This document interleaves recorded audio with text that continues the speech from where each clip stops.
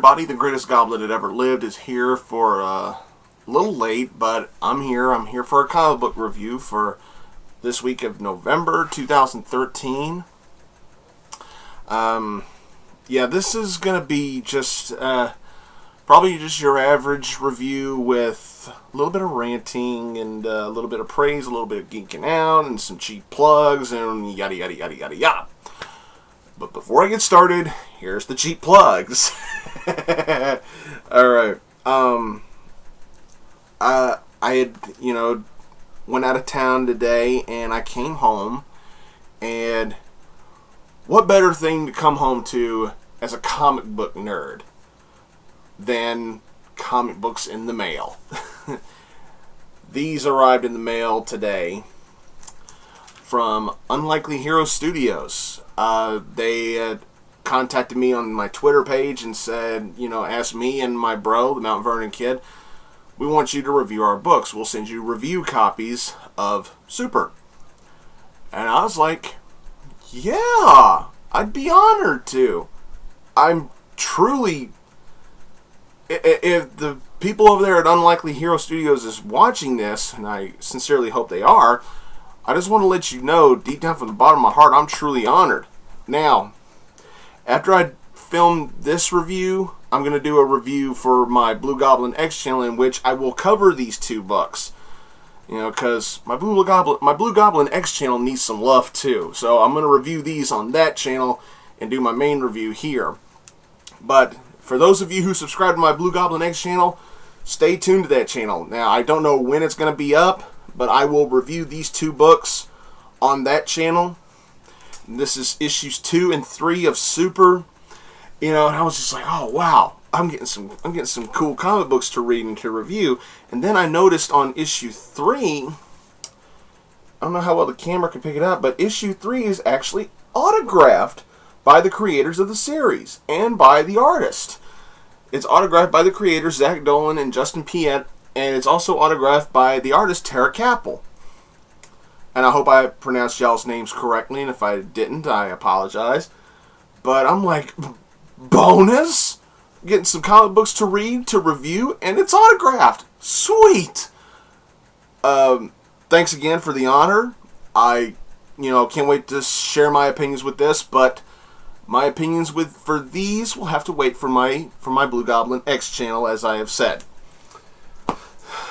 But onto the reviews here. I got one from Dynamite, and the rest are all from Marvel and DC. Now, another thing to keep in mind is that my funds are a little low due to Christmas shopping and holidays and other expenses that have been coming up here lately. So there are some books that I wasn't able to get. I wasn't able to get the Superior Spider-Man Annual. It was $5, and I was like, if I'm trying to save some money, obviously hold back on the more expensive books. There were a couple other books that I wasn't able to get, but that's the one that I really remember. And besides, I wasn't really in a really big rush to buy that issue because I'm really starting to get burnt out on this Superior bullshit. Dan Slott, I love you as a writer, but seriously, how much longer can you drag out the Superior Spider-Man before even the people who were actually devoted to that series even start to get burnt out on it? You gotta give us Peter Parker back. I'm just saying. Alright, we're gonna start off with Dynamite from one of my favorite writers, if not my favorite writer currently, Gail Simone. And we're starting off with Red Sonja number 5. Just a badass cover. I love that. It's so simple. Sometimes simplicity is the right thing to do when it comes to comic book covers. But yeah, this is Red Sonja number 5. Gail Simone, Walter Giovanni, just brilliant team right there. And this has been a brilliant series. Fantastic stuff in here. The continuation of the story involving Sonja coming back from the plague, coming back to confront Anisha, or Red Anisha as she calls herself in here. Her bodyguards are trying their best to help her. She has more flashbacks to her and Anisha's past as to, what brought them together as Sisters of the Sword and everything. And this really shows how how well the character is respected, because in the story here, Sonja is still really, really weakened from the plague. She's not completely cured yet, but she's still able to hold her own in a fight, and that shows true devotion to the character and how much you really love them and respect them. Even when they're weak, they can still kick ass, and I actually like that. Yes, I know it can be a little cheeseball for any other character, maybe in the cape and tights world, but in this, it makes sense. The heart of a warrior, go with it, and it's awesome, and I thank Gail for that. This was good stuff. Sonja also has recollections of one of the few men in her life that she ever willingly bowed down to out of respect. I don't want to ruin everything, but I loved the way the book ends. The book ends on a whoa and a da-da-da at the same time. That's how I felt when I saw the cliffhanger. Brilliant stuff.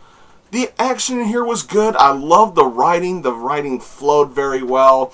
The one-liners that are still in here concerning Sonja's alcoholism, still a great stitch for me. I love this stuff. This is incredible. This is some of Gail Simone's writing at its finest. It's fantastic stuff. I love you, Gail. You're a great writer. Truly a gem in the comic book world. And still one of my big dreams is to have you intro my show. That's just me. Even if you were to do it just one time, that would be enough for me.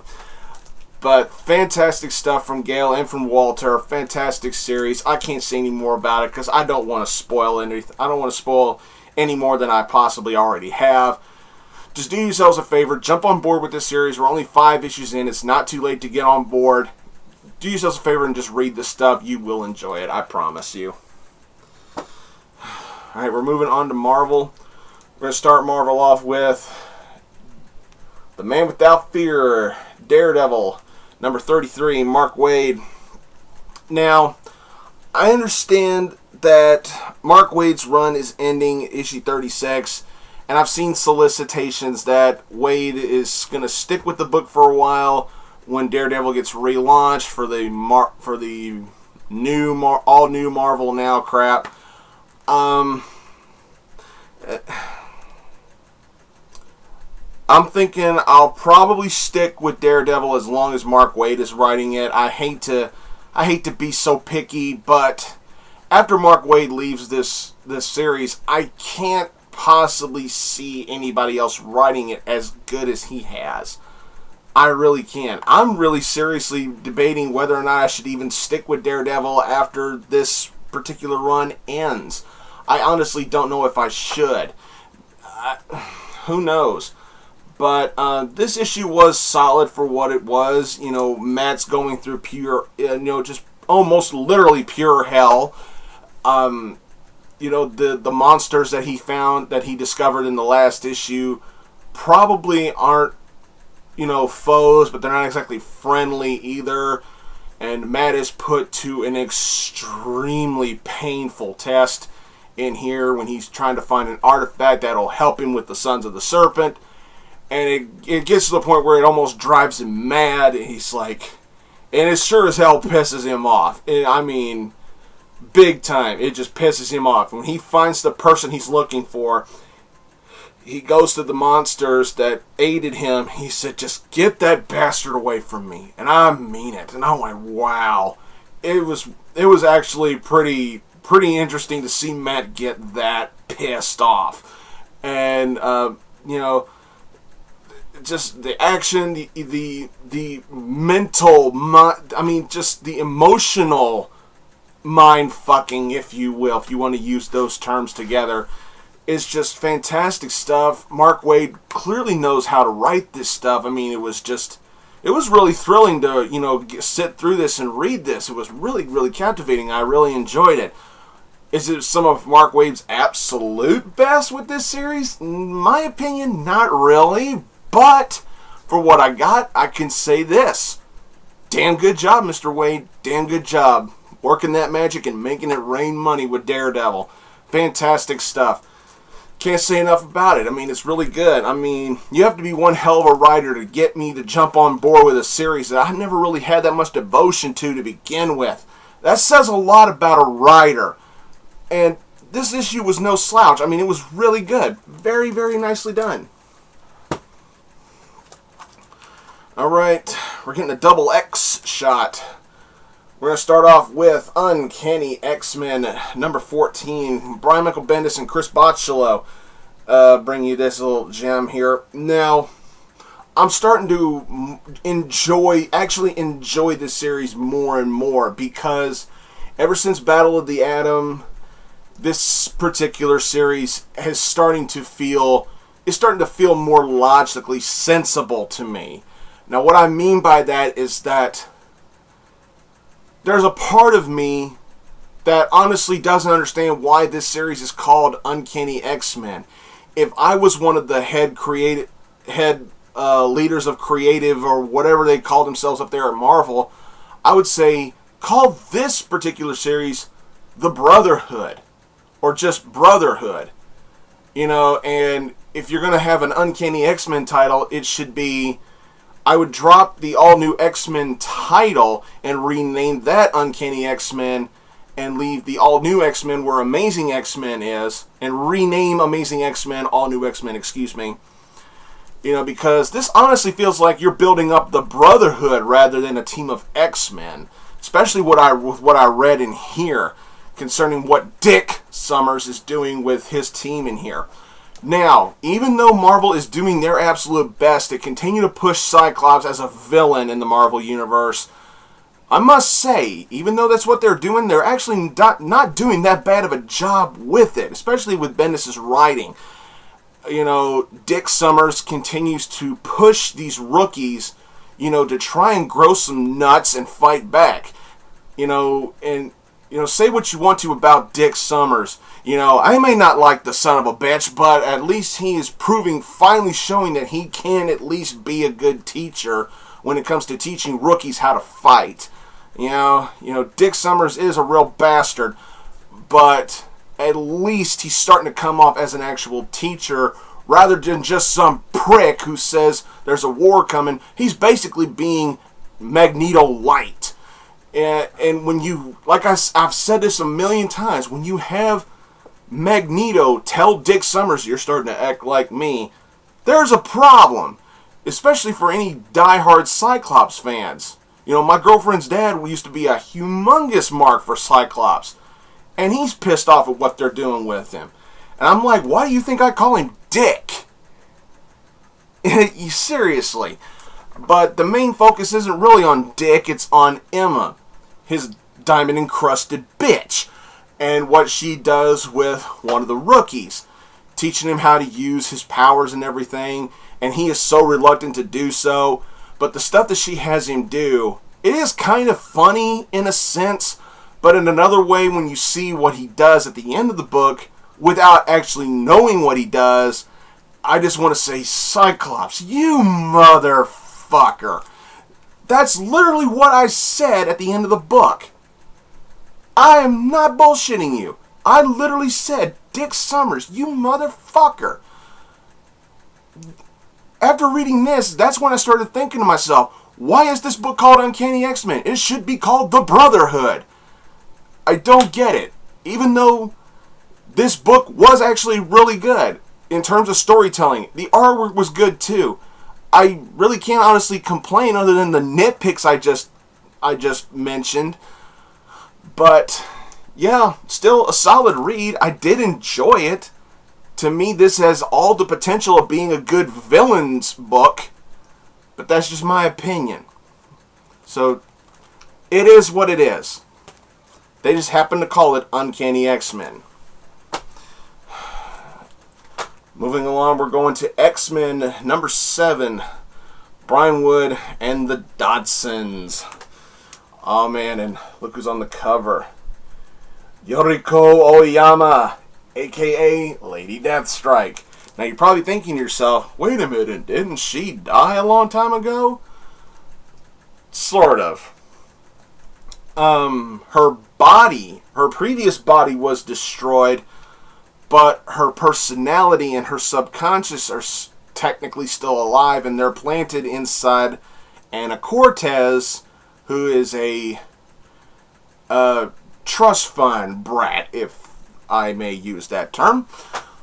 But there's kind of and the book even says that there's a bit of a symbiotic relationship between Anna and Yoriko. And it's like, I am Anna Cortez, and I am Yoriko Oyama. We are Lady Deathstrike. And yeah, it's basically Anna Cortez basically Eddie Brocked herself and became the new Lady Deathstrike. But the bigger geek out moment for me was seeing the arrival of Monet from X Factor in this book. I'm like, oh fuck yeah.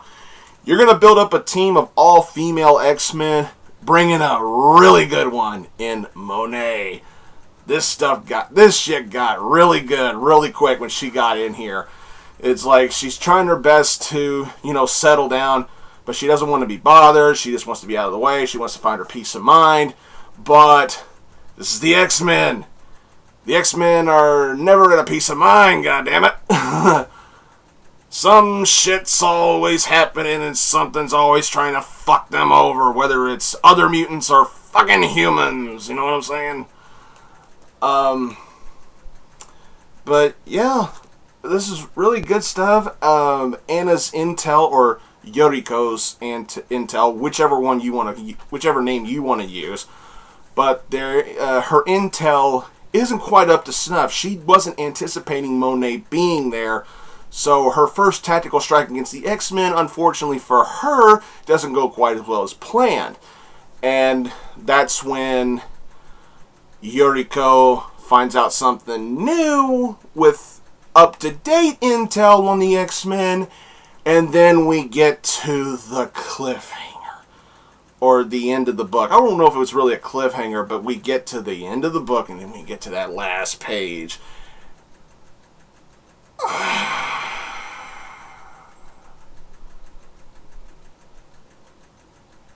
Oh boy. What the fuck? Really? Really? Really? Oh my motherfucking god. Shit's gonna get fucking crazy. Woo! Oh, just get this book, read it, like it, and then look at that last page.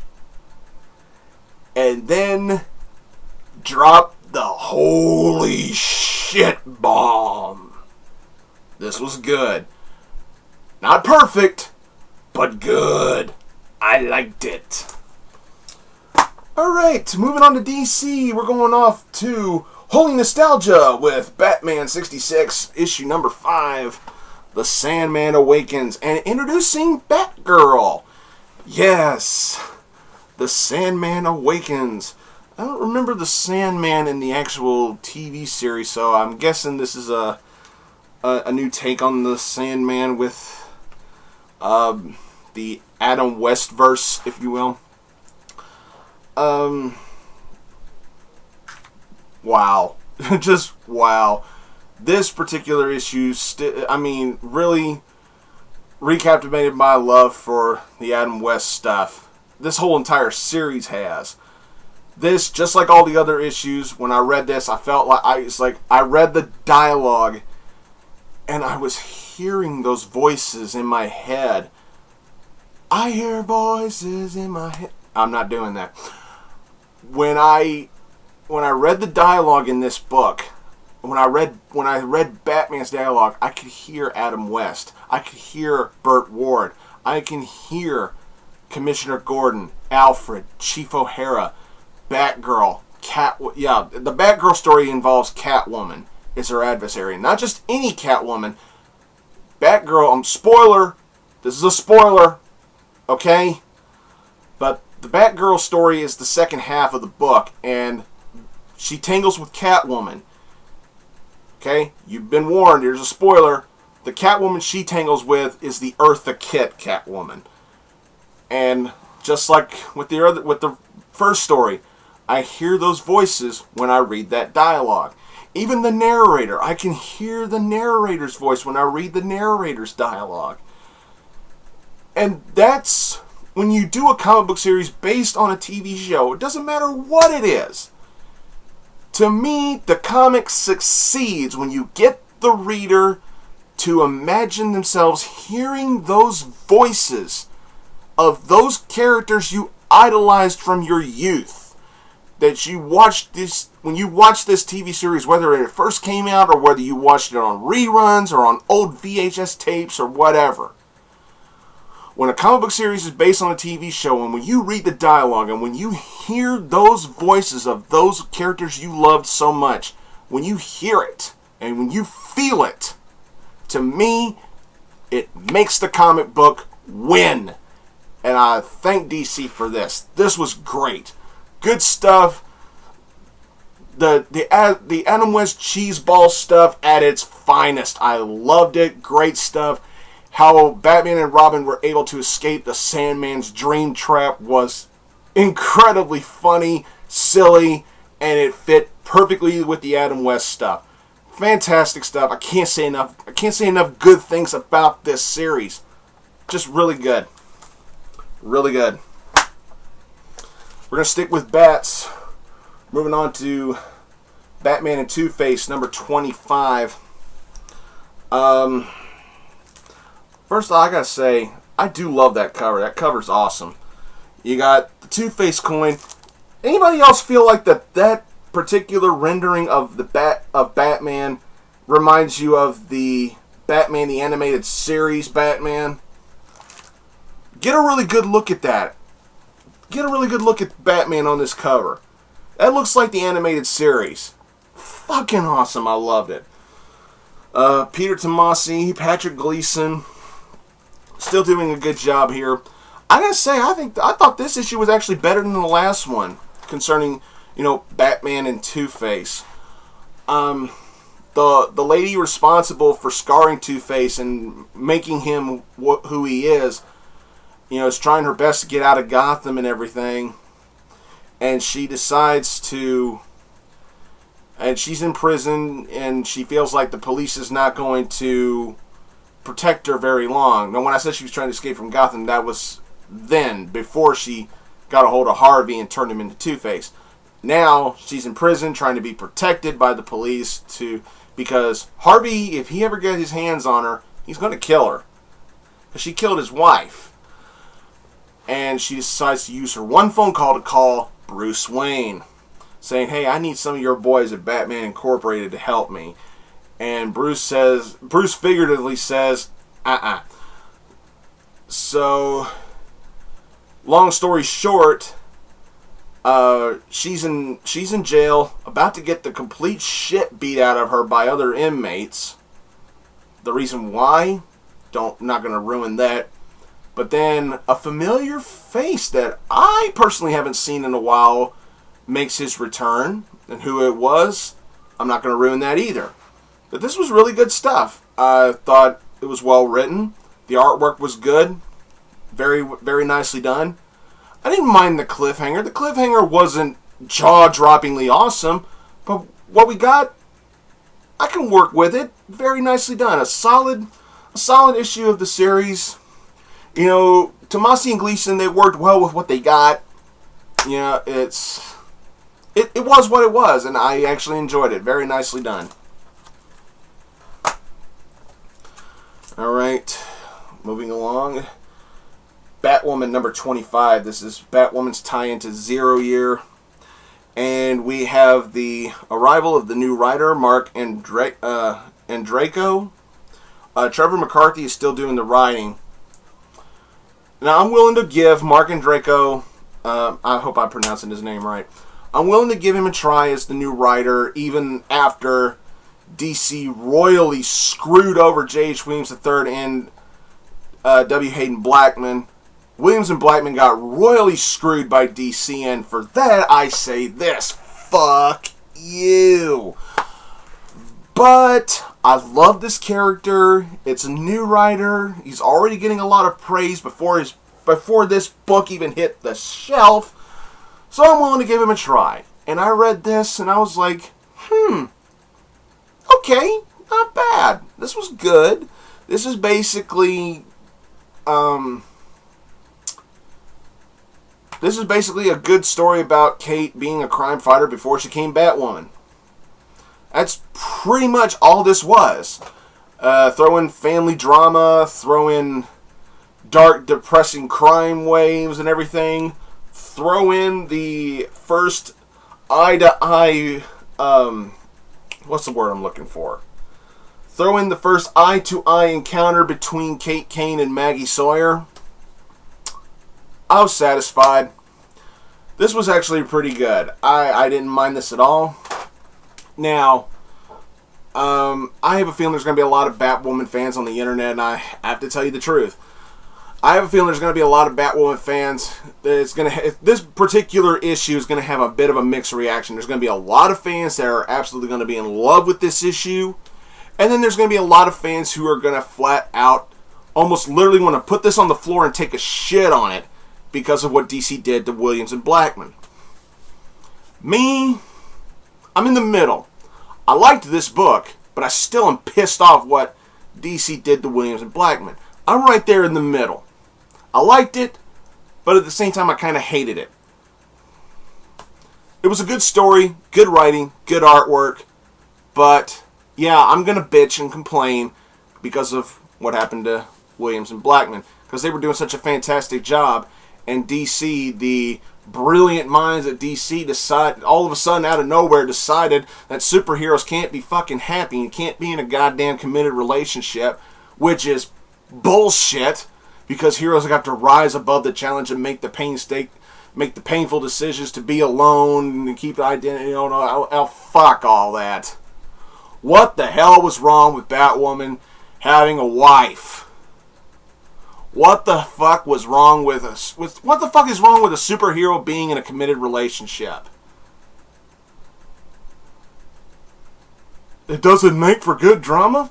Bullshit. You fuckers up there at DC are basically pulling a Joe Quesada. Do you honestly think that's gonna fucking work? Seriously. But yeah, that's all I got to say about that.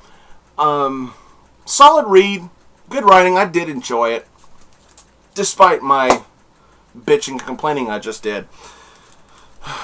Moving on to Green Lantern New Guardians number 25. Kyle Rayner, Lost in Space.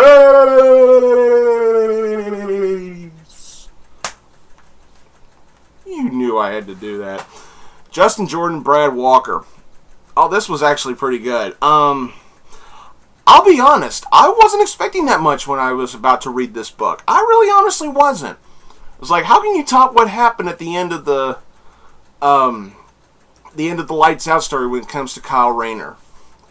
It's like, oh, they're just going to tell a bunch of stories about how they got to keep him secretly alive, make sure no other Lantern finds out. Oh, but Carol Ferris knows. Yeah, apparently Kyle and the Guardians are on this planet where everything seems to be absolutely perfect. I'm not kidding. Everything seems to be absolutely perfect. And what is it? How's the old saying go? If something looks too good to be true, it probably is.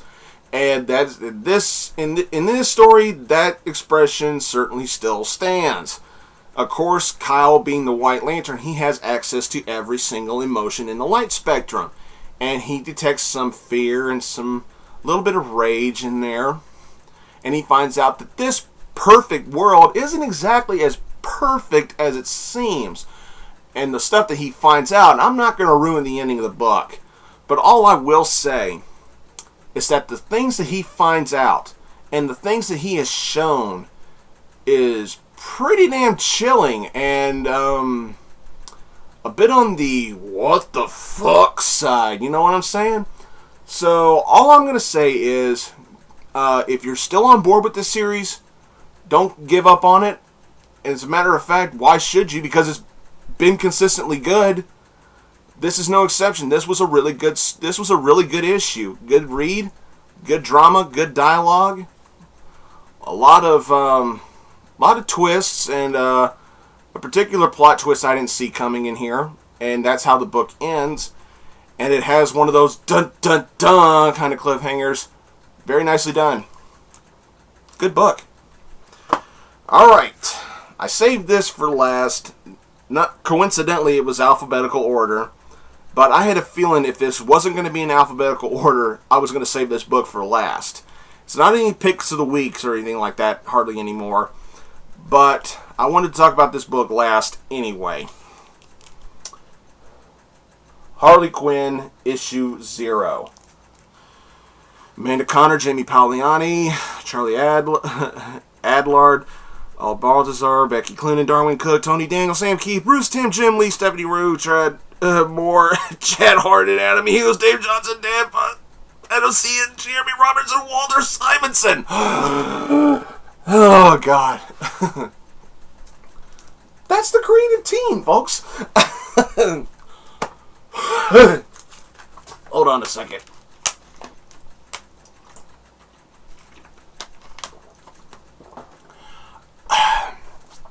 Back to the book. Yeah. Amanda Conner and Jimmy Pagliani are the head people on this book. They're the head writers. Now, I've already went ahead and looked at some reviews of this particular book, and for the most part, the reviews have been really good.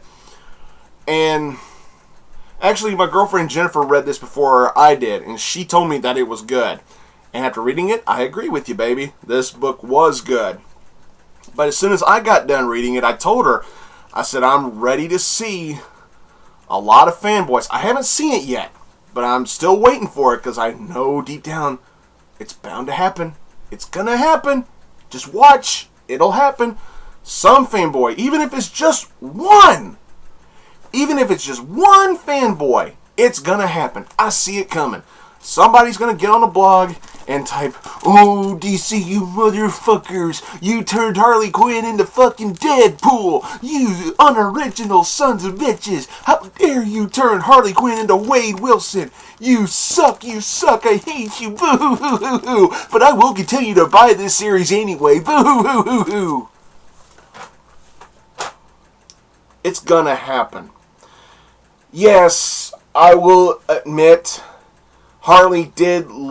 this book did read like kind of Deadpool-ish with all the fourth wall breaking, but the fourth wall breaking is where I see the only similarity, because all the stuff I read in here, I was just like, that is Harley. That is Harley Quinn.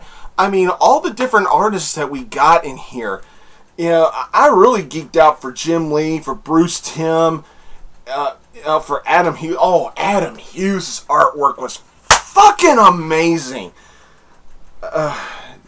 Jeremy Roberts. I mean, some of the artwork in here was just magnificent. Some of it I could have lived without. Sam Keith was, in my opinion, Sam Keith's artwork was the absolute worst in this book. Didn't care too much for the Tiny Titans stuff either, but the Tiny Titans part, the writing is what got me. Like that. Yeah, Jim Lee's was kind of lazy, just basically redrawing and reprinting, and hell, the book even acknowledges this page is a reprint of an old story. But there was another thing in here that caught my attention.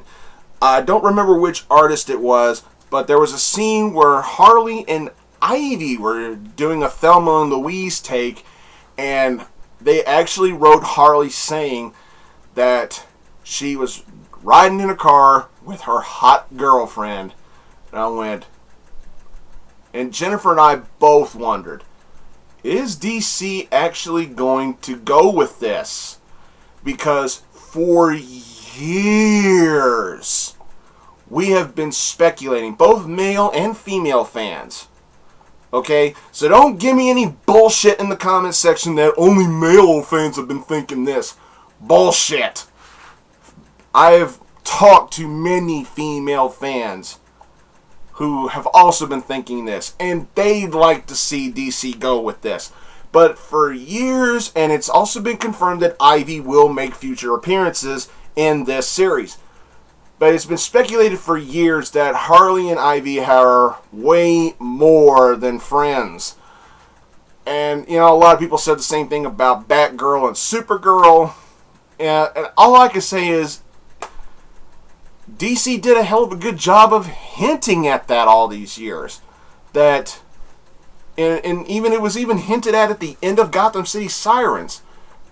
Harley whispered in Ivy's ear, you know, I think you love me. And Ivy even says it later on in that series. She actually says, yes, she does love her. And for years, fans have been speculating that, and also been saying that DC should go even further with this love between Harley and Ivy. And I can say this, why the hell not? If it doesn't work, if it doesn't work, it doesn't work. Just have them both come to a mutual agreement and say, maybe we shouldn't do this anymore, you know. And if it's a hit, if that particular plot point takes off, who the fuck knows? I don't know. I'm not going to sit here and demand that they should be a lesbian couple. I'm not going to sit here and demand that they shouldn't be. I'll just read the stories for what they are.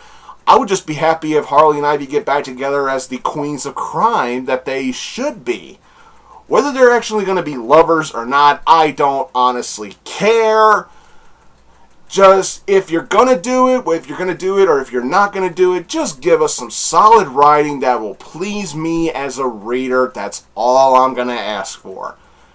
But overall, this particular book, it was fun. I enjoyed it. Most of the artwork in here was fantastic. The writing gave me a good old-fashioned chuckle. And a lot of times, a lot of us comic book readers sometimes take these books way too goddamn seriously, and we start forgetting that we're sometimes, a lot of times, 9 times out of 10, when it comes to comic books, we're supposed to simply have fun with them. Now, there were a few reviews of this book where people just shit on it because it seemed too Deadpoolish. Or it's like, oh, it was simply a fun book, and I was just waiting for it to be over with because I just think it was just trying to be too funny. You know what? Sometimes, goddammit, sometimes a comic book needs to be fun. And I got that and then some with this book. I fucking loved this book.